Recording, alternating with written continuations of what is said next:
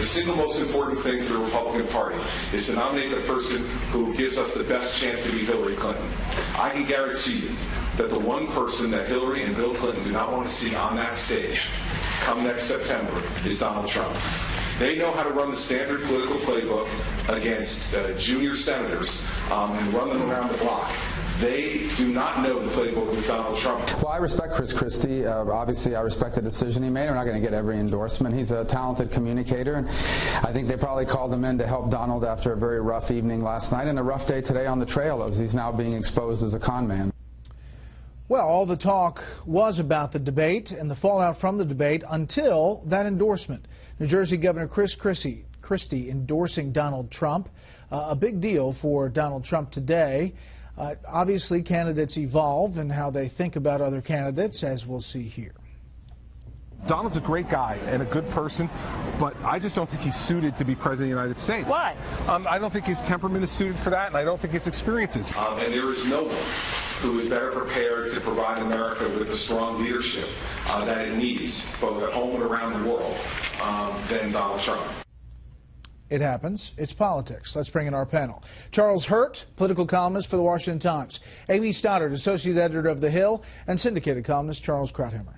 Okay, Charlie, as far as turning the discussion, this did it today. And you know, we all get tired of saying that endorsements don't matter, and they never do matter. But this endorsement does matter because it's the shock and awe endorsement. I think long term, what is so devastating about this for the other candidates is that Chris Christie was very much sort of presented as the truth speaker, sort of the straight shooter that you know, probably wanting to fill that lane that Donald Trump filled so completely, and for him to get behind him, obviously, you know, you could say that it's you know, maybe it's trying to get back at Marco Rubio for what Rubio did to Christie in that last debate, but I do think that it's a significant, you know, it's a significant endorsement. Yeah, I would argue that Christie did it to Rubio in that last debate and hurt him in New Hampshire. But, you know, for Chris Christie to do this and not to endorse Governor Kasich, the last standing governor, you know, people I heard today saying Christie was never an ideologue. He was a political realist, and he realizes that this train is leaving the station. Yeah, there's a lot of talk about him just being an opportunist. You remember that he gave the keynote address at the Republican convention in 2012 for Mitt Romney, barely mentioned the guy. The campaign for Romney was in abject horror over what that speech was. He had all along really been out for himself, according to Republican Party stalwarts, so they never really trusted him. And they also never thought he would go that far because they thought that he would always have a problem with the base because of the Obama stuff, because he'd been selfish with Romney, etc.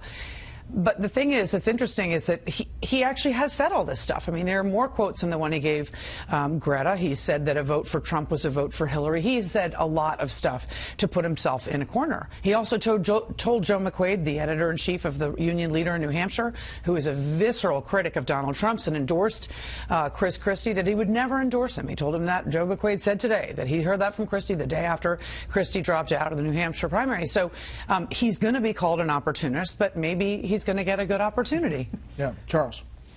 I think this is less important for its effect on Christie than it is on Trump. This is an extremely important endorsement for two reasons.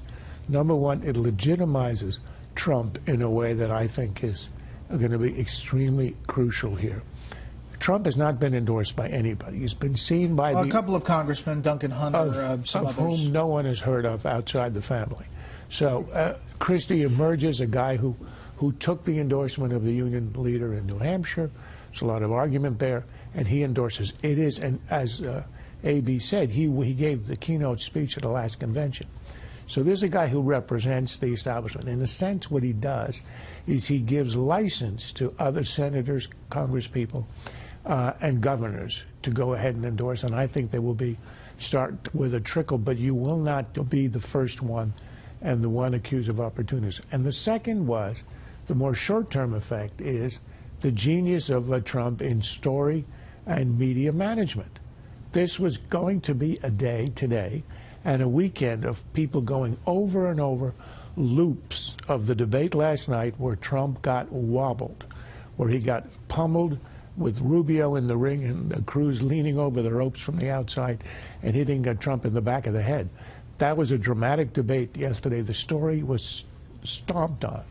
Today, it's taken over. It'll wear off, but it's going to have an effect of ending, at least over this weekend, that storyline that would have otherwise dominated.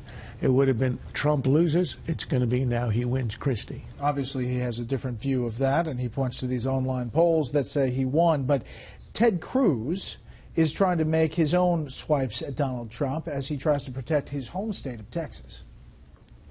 Do you want to go with Donald Trump and have the general election in November be two rich New York liberals? The debate last night highlighted that Donald Trump is the only person running who has had a $1 million court judgment against him for participating in a conspiracy, and that's what the federal court found was a conspiracy to hire illegal aliens. It is striking, Charlie, that it has taken 10 debates for these guys to step up to the plate like they are now, both of them swinging. Yeah, and the scene during the debate last night where you had Cruz on one side, Rubio on the other, it looked like the scene in King Kong where they had the chains coming down and they're both kind of pulling him down, and you have Kasich lobbing in insults from the outside, and then Ben Carson begging to get, somebody insult me. But Ted Cruz is in a tough situation right now. He's defending his home state in Super Tuesday, and he's a prosecutor, and people obviously elect prosecutors to kind of be jerks and to put bad people in jail.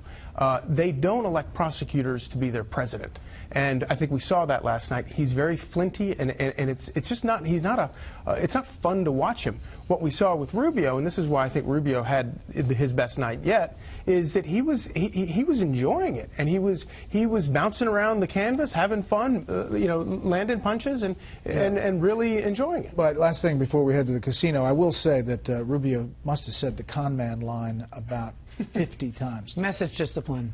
I mean, 50 times in various interviews and maybe 7 in mine. You learn from Donald Trump to repeat your message over and over again until people buy it. When you search for 7 months for an insult that's going to work and you find it, you repeat it. With that, we will head to a place that we go to on Fridays, and it is called Candidate Casino. And, there has been an evolution here, too. Just like Chris Christie, there's been an evolution in the bets. $100 in chips. You get to pick who's going to be the nominee. Charlie. I go 70 for Trump and 30 for Rubio, which is a jump up for Rubio because after last night's performance, it was,